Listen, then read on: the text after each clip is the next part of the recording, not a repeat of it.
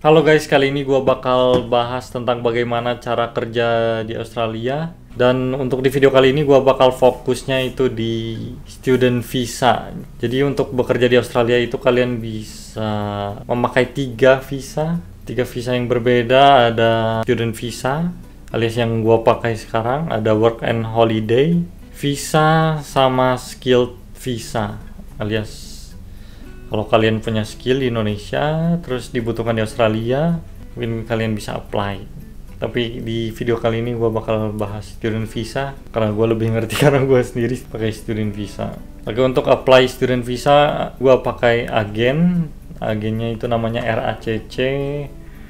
Nah, gue itu pakai agent ini RACC Australia.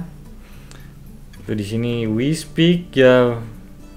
English Mandarin dulu, jadi kalian gak usah bahasa Inggris untuk konsultasi dengan agent ini, walaupun RACC Australia tapi ada orang Indonesia gitu yang bisa membantu kalian gitu konsultasi bagaimana cara mendapatkan visa.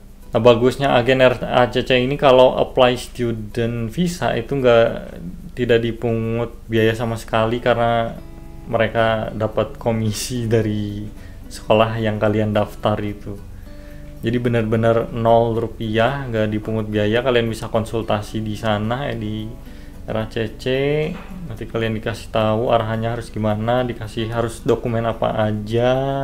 Setelah kalian memilih kampus mana yang kalian akan daftar, terus nanti sama si agennya itu didaftarin. Kalau gua Sunny TAFE. Jadi di Australia itu ada yang namanya TAFE ya, TAFE, Technical and Further Education, ya bisa dibilang diploma ya.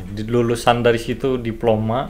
Kenapa gua pilih itu? Karena IELTS yang dibutuhkan itu nggak terlalu tinggi. Biasanya kalau universitas yang S1 gitu, itu IELTS-nya minimal 6. Untuk S1 minimum IELTS-nya itu 6. Kalau S2 apalagi itu harus 7 kalau S2 ya. Tapi kalau TAFE, Technical and Further Education, itu cuma 5,5. Setelah didaftarkan, terus kalian ngisi formulir gitu, ngisi dokumen, ngisi formulir, ngisi data, alamat, nama, segala macem. Nah, contohnya seperti ini mungkin ya. Ini formulir for international student. Nah, setelah kalian daftar ngisi formulir, kalian harus mempersiapkan beberapa dokumen. Dokumennya itu pertama IELTS certificate. Jadi kalian harus tes IELTS dulu. Pertama itu, terus ijazah SMK atau SMA, karena ya kalian wajib udah lulus gitu ya, udah sekolah 12 tahun. Dan kalian itu minimal harus 18 tahun. Maksimal gak ada maksimalnya, jadi minimal 18 tahun untuk usia. Mau kalian umur sampai 50-60 itu masih bisa untuk student visa. Nah, itu salah satu kelebihan student visa, karena kalau work and holiday visa itu maksimal umur 30 tahun. Jadi minimal ijazah SMK, SMA atau sederajat, akte lahir, kartu keluarga, dan paspor. Dan kalau diantara dokumen tersebut itu ditulisnya bahasa Indonesia, itu harus ditranslate. Kalian bisa tanya lagi, bisa request mungkin ditranslate ke agen RACC yang tadi, harus ditranslate ke bahasa Inggris kalau tulisan di dokumen itu masih bahasa Indonesia. Terus yang selanjutnya kalian itu harus punya asuransi pelajar. Untuk gua itu kuliahnya 2 tahun, asuransinya memungut biaya $1.500 alias 1.500 berapa? 15 juta. Jadi untuk asuransi sendiri udah 15 juta kan. Untuk biaya-biayanya nanti agak di akhir. Sekarang dokumennya di sini untuk COVID-19 minimal vaksin booster atau vaksin dosis 3.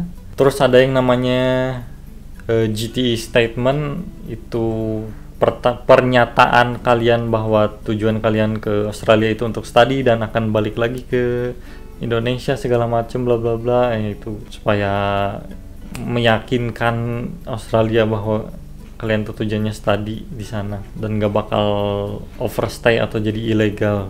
Itu cuma basa-basi lah GT statement. Kalian udah di Australia bisa apply visa yang lain bebas. Nah selanjutnya kalian itu medical check up, tapi medical check upnya khusus. Ini medical check up khusus visa, dan untuk medical check up visa ini cukup terbatas ya, cuma ada di beberapa tempat aja. Itu di RS Premier Bintaro di Tangerang, Paramita Laboratory di mana ini, di Sumatera Utara, di Medan, RS Premier Jatinegara di Jakarta, Siloam Hospital di Makassar, Elizabeth Semarang, RS Premier Surabaya, BIMC Hospital di Bali. Nah kalau gua waktu itu di RS Premier Jatinegara di Jakarta. Jadi untuk kalian yang di luar daerah tersebut ya, entah kalian harus tiket pesawat gitu untuk ke hospital ini, atau kereta atau mobil, bebas. Memang cukup terbatas untuk medical check up visa ini karena harus ada kerjasama dengan Australia gitu. Jadi cukup terbatas. Untuk biaya medical check up itu 1.100.000, 15 juta untuk asuransi. Nah untuk dokumen selanjutnya itu adalah bukti tabungan kalau nggak salah. Bukti tabungan 200 juta ya. 200 juta itu bukti tabungan bahwa kalian tuh bisa hidup di Australia selama 1 tahun.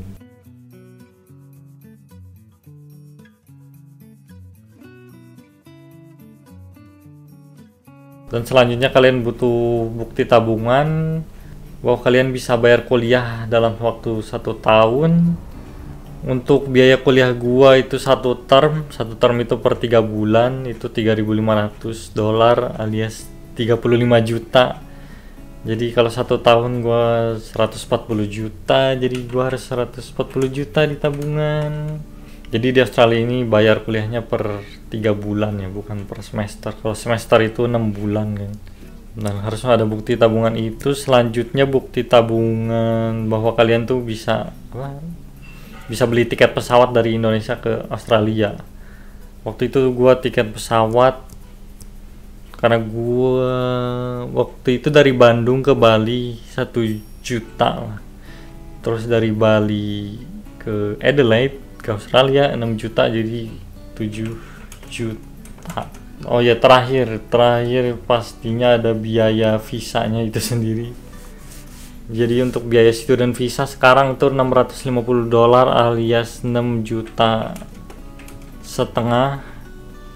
Jadi biayanya itu ada asuransi, medical check up, bukti tabungan untuk biaya hidup, biaya kuliah, terus tiket pesawat dan biaya visanya itu sendiri. Jadi kalau di total gua lupa bilang untuk biaya medical check up mungkin beda-beda ya tiap rumah sakit, tapi untuk jaga-jaga kalian harus punya 2 juta lah kira-kira untuk medical check up.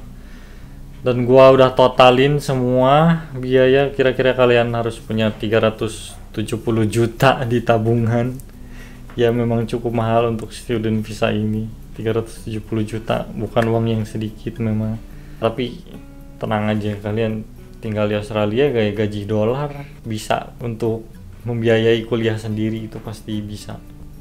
Saran gua kalau kalian mau apply student visa ini, misal kalian kuliah itu startnya Januari, apply-nya 4 bulan sebelumnya berarti.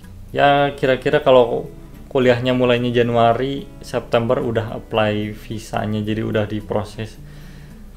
Karena proses visa student ini bisa sampai 4 bulan, gua sendiri 4 bulan waktu itu prosesnya.